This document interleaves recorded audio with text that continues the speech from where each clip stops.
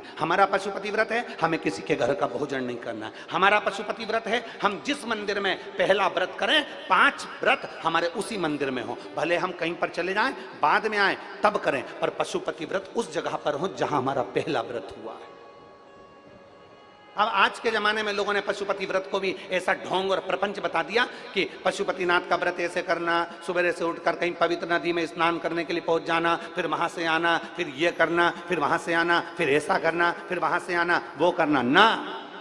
जैसा तुम सहज रहते हो, जैसे तुम निर्मल रहते हो, भोले स्वभाव से, सरल स्वभाव से, अच्छे स्वभाव से, बिना दिखावे के, बिना ढोंग के, बिना प्रपंच के, बिना किसी काम के, अर्थात तुम्हारे पास में अगर फूल हो तो वो चढ़ा दो, नहीं है हमें किसी से नहीं मांगना, हमें मांगना भी नहीं और किसी की पेड़ से हमें तोड़ के लाना भी नहीं। अपने बगीचे में लगाए मांग लो, अपने बगीचे का है तोड़ लो, अगर नहीं बगीचे में 10 रुपए 5 रुपए तुम्हारे पास में है तो बाजार से खरीद कर चढ़ाओ, पर किसी के पेड़ से तोड़कर नहीं चलाऊंगी। मेरे को मेरे बाबा ने जो दिया है उसकी जगह में चावल चढ़ा दूंगी, पर मैं दूसरे के यहाँ का नहीं चढ़ाऊंगी। मेरा खुद का जो मेरे बाबा ने दिया है, और आज अगर कम दिया है तो एक दिन मेरा बाबा मुझे छप्पर फाड़ कर भी देगा। ढोंग प्रपंच में अपनी जिंदगी नहीं जीना, दिखावे में अपनी जिंदगी नहीं जीना, दिखावे से परे होकर अपने जीवन को जियो, दिखावे से परे हो। जरूरत पड़ी मेरे भगवान कृष्ण को भी पाशुपत्य अस्त्र की जरूरत पड़ी, और संसार वासियों के लिए वेद व्यास जी ने पशुपति व्रत का स्मरण कराया कि 5 सोमवार का व्रत होता है। हृदय से, दिल से, मन से, भाव से जो करता है, सुबह के समय स्नान कर पूजन की तैयारी करो, पूजन की थाली साथ में लेकर जाओ, सारा साहित्य जो तुम्हारे घर में हो वो लेकर जाओ, भगवान शंकर के मंदिर में अभिषेक पूजन करिए, बाबा का पूजन कर कर थाली को वापस लेकर आ जाओ, वही थाली रख दो, शाम को उसी थाली को लेकर जाना है। कितने दिए जम के बोलो जरा, 6 दिए लेकर जाना है, मीठे का प्रसाद लेकर जाना है और बाबा को प्रणाम करने का भाव लेकर जाना है। थाली में दिए रख लो, प्रसाद रख लो, प्रसाद के हिस्से घर से कर कर मत लेकर जाना, मंदिर में बैठकर प्रसाद के हिस्से करना। प्रसाद का हिस्सा कब करा जाता है? जब 5 दिए मंदिर के अंदर लग गए, उसके बाद में प्रसाद के 3 हिस्से करे जाते हैं। प्रसाद के 3 हिस्से तब करिए।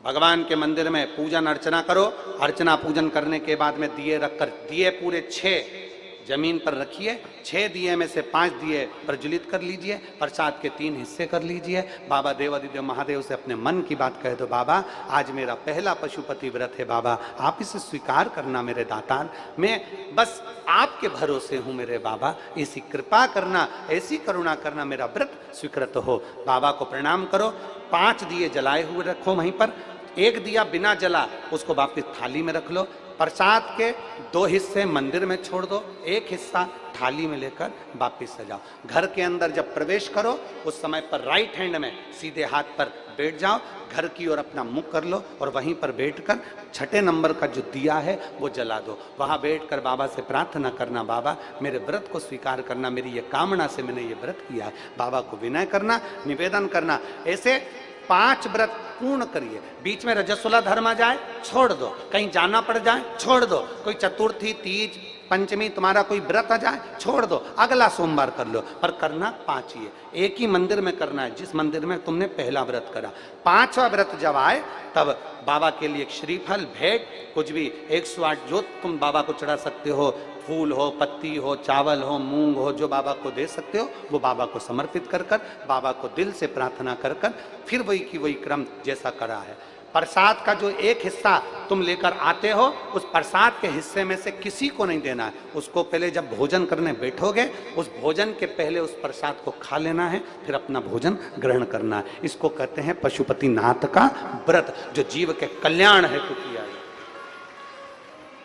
जीव कल्याण हेतु किया जाता, संपूर्ण विश्व कल्याण हेतु किया जाता है, संपूर्ण जगत के उद्धार हेतु किया जाता है और संपूर्ण आनंद को देने वाला होता है, ये जीवन को सुख प्रदान करने वाला होता है।